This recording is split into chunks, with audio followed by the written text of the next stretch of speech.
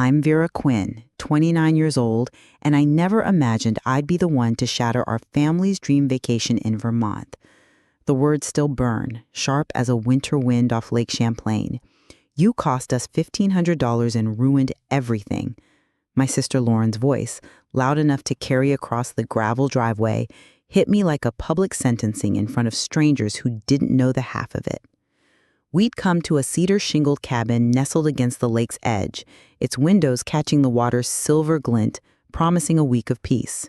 Instead, I became the villain for doing what no one else would, standing guard over our mother's fragile health.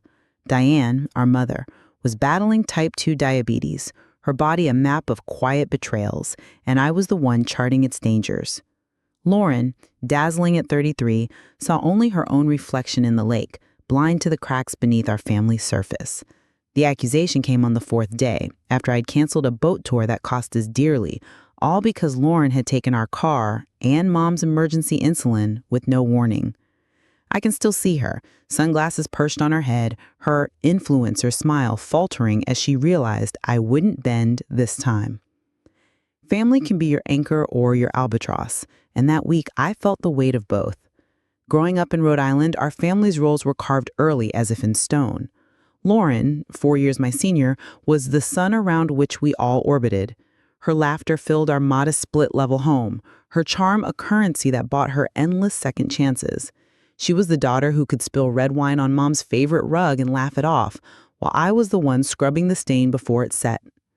Mom and Dad, Diane and Tom, adored her, their eyes softening at her stories of weekend parties or her latest Instagram triumph.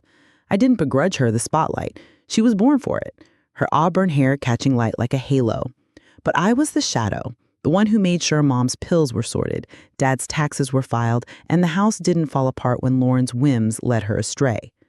By 29, I'd settled into an accounting job in Providence, my days a rhythm of spreadsheets and quiet competence. Menora, meanwhile, had built a small empire as a lifestyle influencer, her posts a curated fantasy of brunches and beach trips.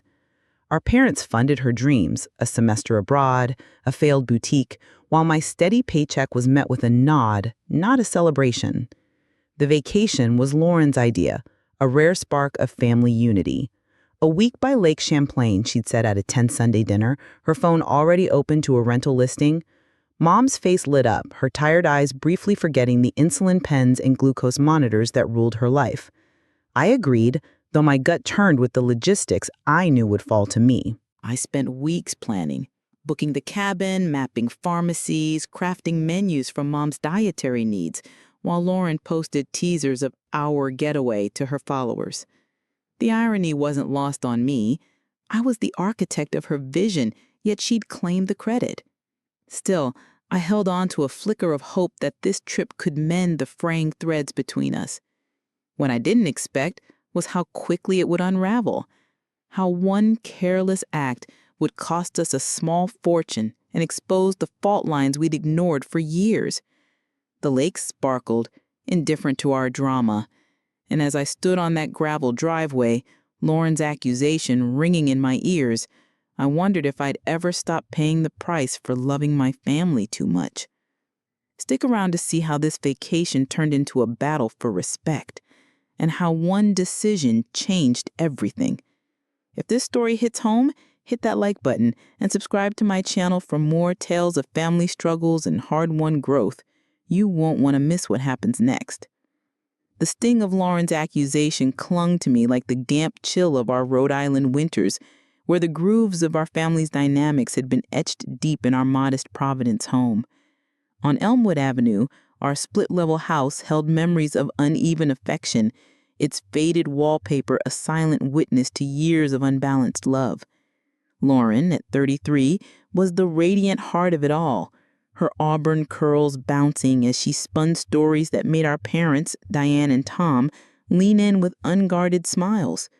Her charm was effortless, a light that drew neighbors, teachers, and strangers alike, her laughter a melody that forgave her every misstep. I didn't resent her for it. She was born to shine, her presence a warmth that could thaw even the frostiest room. But I was the one mopping up the spills, the one who ensured Mom's prescriptions were filled, Dad's lesson plans were proofread, and the house hummed along while Lauren danced through life unburdened. At 16, she'd racked up a $3,000 credit card bill on a whim, sneaking off to Boston for a weekend of parties. Dad paid it off without a word, while I, barely 12, tutored classmates to afford my own school supplies. Mom called it Lauren being Lauren, her voice soft with indulgence, as if recklessness were a quirk to cherish. My 3.9 GPA, my hours ironing Dad's shirts for his teaching job, they were expected, uncelebrated, like the steady tick of a clock no one noticed until it stopped. By 29, I'd settled into an accountant's life in Providence, my days a grid of spreadsheets and quiet competence. Lauren, meanwhile, had spun her charisma into a lifestyle influencer, her Instagram a curated dreamscape of sunlit brunches and coastal getaways. Our parents bankrolled her pivots from college dropout to boutique owner to social media star, the pride glowing in her thousands of followers. My promotions, my late nights balancing their budget, earned a nod, nothing more. The idea for the Vermont vacation sparked at a Sunday dinner 3 months back, the air heavy with Mom's fatigue and Dad's distracted silence. Lauren, scrolling her phone, tossed out the suggestion like a bright pebble into a still pond, a week at a lakeside cabin on Lake Champlain. Mom's eyes lit up, a rare flicker of joy breaking through the haze of her diabetes management. Her hands, trembling from a recent blood sugar scare, stilled for a moment as she imagined escape. I saw the hope in her face, a fragile thing I'd learned to protect through years of monitoring her insulin, researching her condition, and driving her to appointments.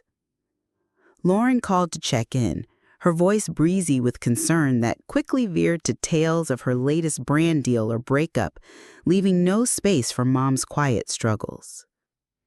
I didn't expect her to carry the load, she never had, but the weight of her absence pressed harder each day. I knew the planning would be mine alone. Lauren sent a link to the cabin, its cedar shingled charm glowing in photos, but left the details untouched. I spent weeks securing a $2,000 deposit, calling pharmacies to confirm stock, and mapping menus to avoid sugar spikes. I turned down a promotion at work to make time, a sacrifice I buried deep, knowing it would go unseen. The night before we left, I lay awake, my suitcase packed with Mom's insulin cooler and a folder of emergency contacts. I pictured us gathered around a weathered table, the lake's quiet lapping softening the edges of our fractured bonds. But a knot in my gut warned me that Lauren's carelessness would unravel it all, that the $2,000 deposit was only the start of what this trip would demand. The road to Vermont lay ahead, and with it the first cracks in our fragile unity were already forming. The road to Vermont stretched before us, a ribbon of asphalt slicing through fields of goldenrod and dense pine forests. But my mind was tethered to the cooler in the trunk, where Mom's insulin lay in careful rows, each vial a small bulwark against her body's quiet betrayals. Diane's diabetes had reshaped our lives, her once steady hands now trembling when her blood sugar dipped, her eyes carrying a wariness that no amount of rest seemed to lift. At 29, I'd become her unspoken nurse, my days a ledger of dosages and doctor's appointments, my nights haunted by the fear of missing a warning sign. Lauren's voice floated from the front seat, narrating her latest Instagram story to an invisible audience, oblivious to the weight I carried. The vacation, her idea, was meant to be a salve for Mom's struggles, a week at a Lake Champlain cabin where the water's calm might soothe the chaos of her illness. But the planning had fallen to me, as I knew it would. I'd spent weeks securing a $2,000 deposit, calling pharmacies to confirm stock, and mapping menus to avoid sugar spikes. I'd even turned down a promotion at work, trading a corner office for late nights researching Vermont's medical facilities. Mom sat beside me in the back, her sweater pulled tight despite the summer heat, her circulation weakened by the disease. She smiled faintly, her gaze lost in the passing scenery, and I wondered if she, too, clung to the hope that this trip could stitch us closer. Dad, Tom, drove with his usual focus, his classic rock playlist humming through the speakers, while Lauren's chatter filled the gaps. She was late, of course, showing up an hour past our agreed departure time, her designer tote stuffed with outfits for photo shoots, not practicality. We stopped at a diner in southern Vermont, its neon sign buzzing faintly, the air thick with grease and nostalgia. I scanned the menu for options Mom could eat. Grilled chicken, no sauce, maybe a side of steamed vegetables. Lauren rolled her eyes when I suggested it, her phone still in hand, filming the retro boots for her followers. "Let Mom live a little, Vera," she said, her tone sharp with dismissal. "It's vacation." Mom's face tightened, and I saw the flicker of dizziness in her eyes, a warning I'd learned to spot. I handed her a sugar-free snack from my bag, my heart pounding as I calculated the hours until her next dose. The moment passed, but it left a residue of tension, like grit under my fingernails. Lauren ordered a burger, complained it was overcooked, and sent it back, delaying us further. Dad laughed it off, as always, while I checked Mom's glucose monitor discreetly under the table. Her reading was stable, but barely. I caught her eye and she gave me a small nod, a silent pact that we'd keep this between us to avoid Lauren's mockery. Back on the road, the landscape grew wilder, the forests denser, the air cooler as we neared Lake Champlain. I allowed myself a flicker of optimism, picturing us gathered around a fire pit, the lake's gentle lapping easing the strain of years spent navigating Lauren's whims and Mom's needs. But as we pulled into the cabin's gravel driveway, Lauren's phone chimed with a notification, a message from local influencers she'd already connected with online. Her smile widened, and I felt the familiar knot tighten in my gut, sensing that her plans would soon derail ours. The cabin loomed ahead, its cedar shingles glowing in the late afternoon light, promising peace we hadn't yet earned. I gripped Mom's insulin cooler tighter, bracing for the cracks that were already beginning to show. The cedar-shingled cabin came into view as we rounded a bend, its windows catching the late afternoon sun, the lake beyond it a mirror of silver and shadow. I wanted to believe its beauty could hold us together, but the weight of Lauren's carelessness already pressed against my chest, as heavy as the cooler I carried with Mom's insulin. The drive from Providence had been a test of patience, stretched thin by Lauren's hour-late arrival, her oversized tote spilling with outfits for Instagram posts, rather than anything useful for our family escape. We'd piled into Dad's SUV, Mom beside me in the back, her hands folded tightly, her sweater a shield against the chill her diabetes seemed to trap in her bones. Lauren claimed the front seat, citing motion sickness, though her real motive was clear. She needed space to angle her phone for selfies, narrating our trip to her followers with a practiced lilt. Dad, Tom, kept his eyes on the road, humming along to his classic rock, oblivious to the undercurrent of tension building between us. The stop at a roadside diner in southern Vermont had cracked that tension open. Its faded neon sign and vinyl boots promised a moment of rest, but Lauren's dismissal of Mom's dietary needs turned it sour. I'd suggested a grilled chicken salad, light on dressing, knowing Mom's blood sugar couldn't handle surprises. Lauren scoffed, her phone still filming, her voice sharp with irritation. "Vera, it's just one meal. Stop hovering." Mom's face paled, a faint dizziness flickering in her eyes, and I slipped her a sugar-free protein bar, my pulse quickening as I checked the time to her next dose. Lauren's burger order went wrong, of course. Medium rare turned medium well, prompting a loud complaint and a 20-minute delay for a replacement.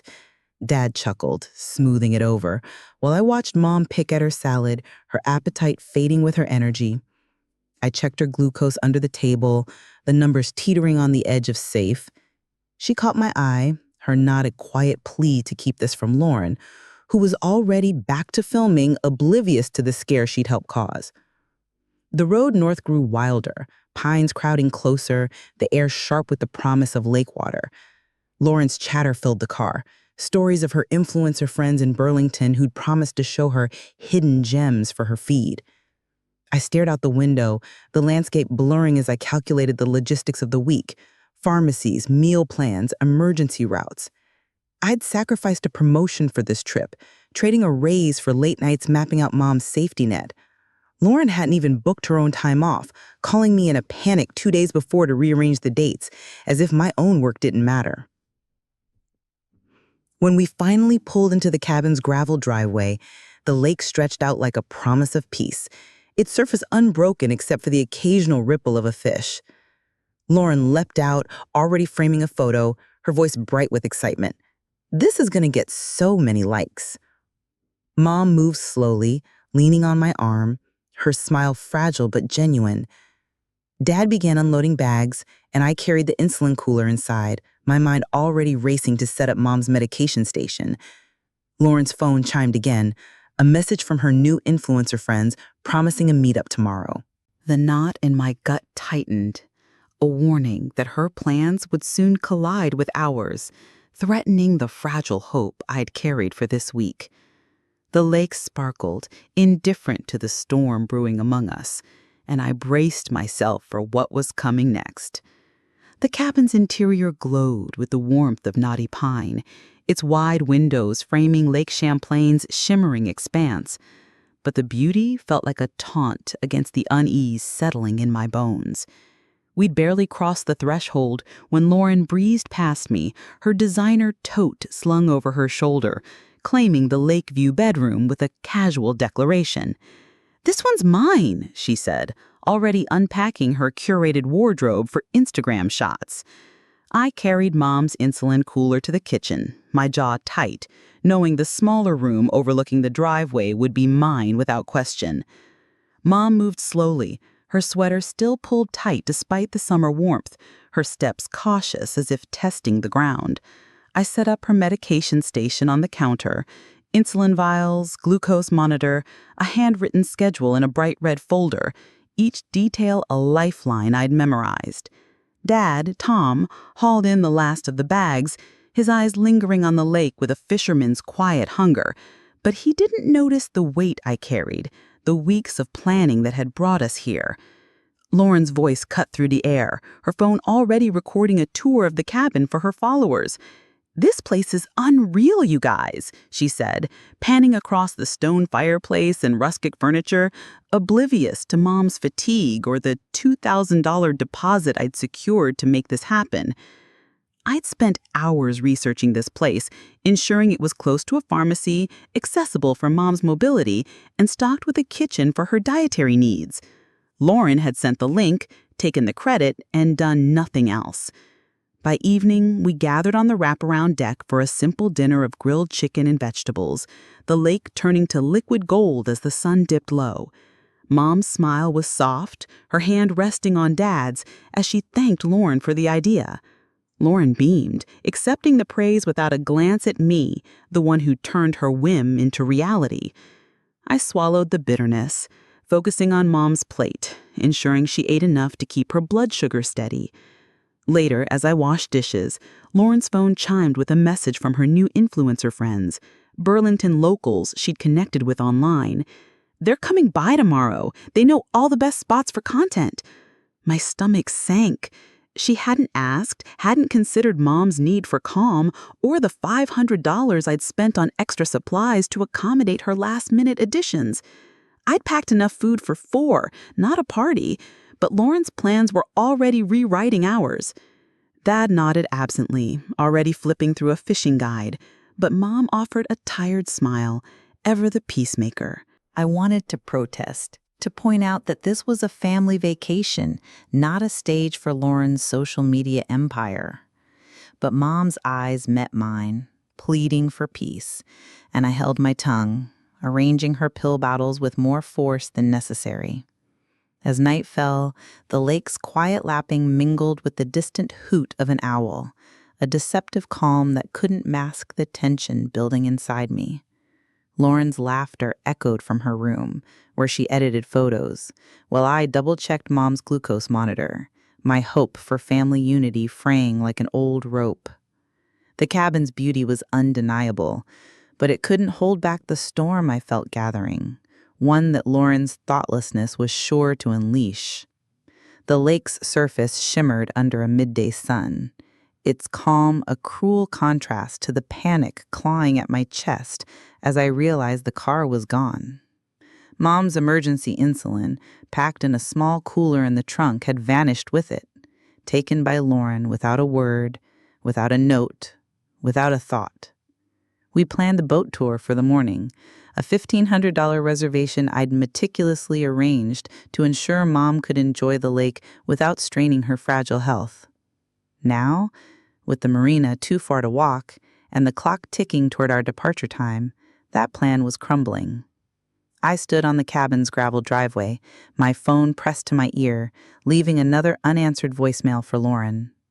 Her rental car, our only transportation, was nowhere in sight. And Dad paced the deck, his face a mix of worry and frustration. Mom sat inside, her hands folded tightly, insisting she was fine for now, her morning dose still holding her steady. But her eyes betrayed a flicker of fear, one I knew too well from months of monitoring her diabetes. The boat tour was a lost cause. I called the marina, my voice steady despite the knot in my gut, and canceled the reservation, swallowing the sting of a non-refundable $1,500 deposit. Mom's face fell when I told her, her disappointment sharper than the financial loss. "Maybe tomorrow," she said softly, but I knew tomorrow's forecast promised storms. There was no rescheduling, not with Lauren's chaos dictating our days. I found a water taxi service online, a $300 expense I hadn't budgeted for, and arranged for a boat to pick us up from the cabin's dock. The driver, a grizzled Vermonter named Ray, pulled up in a weathered motorboat, his face creased with sympathy as I explained Mom's missing insulin.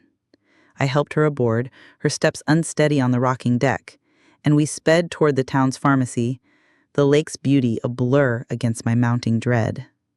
The pharmacist was kind, pulling Mom's records from her phone to issue a small emergency supply of insulin, though the cost, $200 without our usual insurance, bit into my savings. Ray waited patiently, pointing out a family of loons gliding across the water, their calls a fleeting distraction from the crisis. By the time we returned to the cabin, it was mid-afternoon, and Mom's energy was fading, her face pale from the outing. I settled her on the couch with a glass of water, my hands trembling as I arranged the new insulin vials. Hours later, the crunch of tires on gravel announced Lauren's return. She stepped out of the car, a new sun hat tilted jauntily on her head, shopping bags swinging from her arm, her influencer's smile untouched by the chaos she'd caused. Dad met her at the door, his voice tight. "Where were you? We've been calling for hours." Lauren blinked, surprised. "My phone died. I was just exploring town." I couldn't stay silent.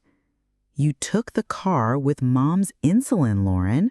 We missed the boat tour, lost $1,500, and had to pay for a water taxi to get her medication." Her face hardened, defensive. "How was I supposed to know it was in there? You're blowing this out of proportion." She pulled out a scarf from her bag, dangling it toward Mom. "Look, I got you something cute from a boutique." The deflection was classic Lauren, but this time it didn't soothe the anger burning in my chest. Mom's health had been at stake, and Lauren's carelessness had cost us more than money. It had stolen the peace this trip was meant to bring. The lake sparkled outside, indifferent to the storm now raging within our family, and I knew the breaking point was near. The picnic table sat in a grassy clearing by a quiet cove, the lake's clear water lapping gently against the shore. But the serenity felt like a mockery as Lauren's influencer friends turned our family outing into chaos. I'd planned the picnic with care: whole grain sandwiches, fresh fruit, a bean salad tailored to Mom's dietary needs, all packed with a $700 cooler and supplies I bought to ensure her comfort. Lauren's last-minute addition of 3 strangers, Jake, Troy, and Aubrey, Burlington influencers, with polished smiles and loud laughs, had already strained our resources, their arrival by motorboat shattering the peace I'd hoped for. Jake's sun-bleached hair caught the light as he tossed a frisbee with Troy, their movements growing reckless as they drained a 6-pack of local IPA. Aubrey, snapping photos for her own feed, egged Lauren on, who was already halfway through a story about a fictional private jet our family supposedly owned. "Dad's got a company that's like huge," she lied, her voice carrying over the cove, and I felt a flush of anger at the fabrication. Her need to impress these strangers, twisting our reality into something unrecognizable. The trouble started when Jake, emboldened by beer, questioned Mom's food choices. "What's with the special diet? Lauren said you've got some health thing." Mom's face paled, her fork pausing midair. "Just managing diabetes," she murmured, her voice small. Jake pressed on, oblivious. "My cousin swears by this herbal stuff. Big Pharma's a scam, you know." I cut in, my tone sharp. Mom's treatment is under control, thanks to her doctor. Lauren rolled her eyes, chiming in. Jake's got a health store, Vera. He knows his stuff. The frisbee crashed onto our table, knocking over drinks and scattering food across the grass. Troy laughed, offering a half-hearted, "My bad," without moving to help. Mom's blood sugar was dropping. I could see it in her flushed cheeks, her unsteady hands, and I handed her a protein bar, my pulse racing as I checked her monitor. The reading was low, too low for snacks alone. "We need to get back," I said, standing. "Mom needs a proper meal and rest." Lauren's face twisted with embarrassment. "Vera, you're being dramatic. Mom, tell her you're fine." Mom hesitated, ever the peacemaker. "I'm a bit tired," she admitted. Jake waved a hand. "She's good. Just give her a granola bar." My anger flared white hot. "This is a family vacation, and you're disrespecting Mom's health. You weren't invited, and you need to leave." Lauren jumped up, mortified. "This is Dad's rental, not yours, Vera. Stop controlling everything." Dad, torn, glanced at Mom's pale face, but faltered. "Maybe we can all calm down." I shook my head, my voice steady despite the storm inside. "I'm done. I'm leaving tomorrow. I came here for Mom, for family, but I'm not a servant for Lauren's entourage." Lauren's eyes widened, her friends exchanging awkward glances. "You're abandoning us because you can't handle a little fun?" She snapped, but her voice cracked, betraying a flicker of guilt. I packed up the ruined picnic, the $700 worth of supplies now a sodden mess, and we trudged back to the cabin in silence. Mom leaned on Dad, her steps slow, while Lauren stormed ahead, texting furiously. That night, she left with her friends, their boat's motor fading into the dark. As I helped Mom settle with a proper meal, my decision solidified, a line drawn in the sand, not just for Mom's sake, but for my own. The lake's gentle ripples caught the morning light as I drove back to the cabin, Mom's health scare pulling me from the quiet refuge of the inn. The decision to return wasn't surrender, it was love, tempered by a newfound resolve to stand firm. The gravel driveway crunched under my tires, and I found Mom resting, her face softer than it had been, though shadows lingered in her eyes. Lauren's rental car was gone, her absence a silent echo of the storm she'd left behind. I sat with Mom, her hand warm in mine as she recounted her blood sugar drop. Stress, a missed meal, the weight of our fractured family. Dad had stepped up, taking her to the doctor I'd researched, his care a small but seismic shift. Lauren, oblivious, had spent the night with her influencer friend Aubrey, texting Dad only to say she was fine. Her absence during Mom's crisis stung, but it wasn't new. It was the pattern I'd chosen to break. Evening brought Lauren's return, her face pale as she saw me in the living room. "Mom wasn't well," I said, my voice steady, "and you weren't here." Guilt flickered across her features, and to my surprise, she didn't deflect. "I didn't know," she murmured, sitting near Mom. "I'm sorry." It wasn't perfect, but it was a crack in her armor, a glimpse of the sister I'd once hoped for. Later, on the deck, she admitted her jealousy of my bond with Mom, my quiet strength, and promised to delete the mocking Instagram story she'd posted. The final days passed in cautious harmony. Lauren joined us for meals, even helped with Mom's medications, small acts that felt like olive branches. Dad consulted me on plans, his deference a quiet apology for years of enabling. Mom's health stabilized, her smile brighter as we shared a final lakeside breakfast. I donated $1,000 to a diabetes charity, a gesture to honor Mom's strength and close this chapter. Driving home, Lauren and I talked, awkwardly at first, then honestly. She confessed to envying my steadiness. I admitted resenting her freedom. The wall between us didn't crumble, but it thinned, enough for light to seep through. Back in Providence, our family dinners felt different. Mom voiced her needs, Dad listened, and Lauren called regularly, her efforts fragile but real. This vacation, meant for rest, taught me that boundaries aren't betrayal, they're love's foundation. Standing up, even when it hurt, reshaped us, proving that family grows stronger when truth is spoken. If this story moved you, share it, like it, and join us for more tales of courage and connection. Your own boundaries might just change everything.